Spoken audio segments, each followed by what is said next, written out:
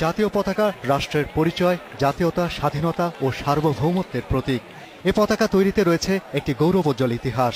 1970 সালের 6 জুন রাতে ঢাকার নিউ মার্কেট থেকে সবুজ কাপড়ের মাঝে লাল একটি বৃত্ত সেলাই করে আনা হয় প্রকৌশল বিশ্ববিদ্যালয়ের তৎকালীন কায়েদে আজম হলে, যা এখন তিতুমির হল। কামরুল আলম খান খসরুর হাতে আনা কাপড়টি তখনও পতাকা হয়ে ওঠেনি। ছাত্রনেতা শিবনারায়ণ দাস নিপুণ হাতে লাল বৃত্তের মাঝে মানচিত্র এঁকে পতাকাটির চূড়ান্ত রূপ দেন। এর প্রায় 9 মাস পর 1971 সালের 2 মার্চ ঢাকায় কারফিউ অমান্য করে ঢাকা বিশ্ববিদ্যালয়ের বটতলায় জমায়েত হয় মুক্তিকামী ছাত্র পেশাজীবীরা। তাদের সামনেই প্রথম জাতীয় পতাকা উত্তোলন করেন তৎকালীন ছাত্রনেতা আসম আব্দুর রব।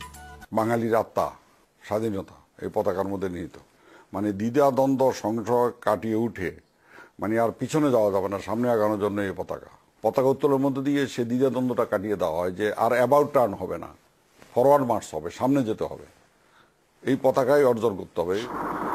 মুক্তিযুদ্ধের 9 মাস এই পতাকাই মুক্তিযোদ্ধাদের প্রেরণার উৎস যোগায়।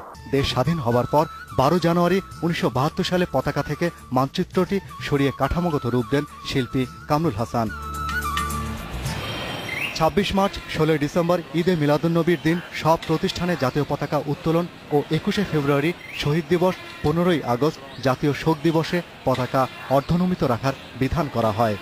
সালাম দিলে তো আর সম্মান হলো না, সালাম দিয়ে হত্যা করতে পারে, সালাম দিয়ে পিছন দিয়ে খুনও করতে পারে। অতএব পতাকার প্রতি সম্মান, আবেগ, ইমোশন তার অন্তর থেকে, মন থেকে আসতে হবে।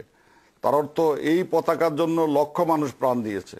জাতীয় পতাকার ব্যবহারবিধি না মানা শাস্তিযোগ্য একটি অপরাধ।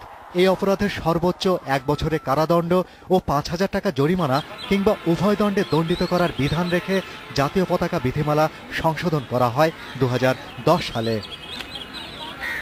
Shahriar, Anirban, independent news, Dhaka.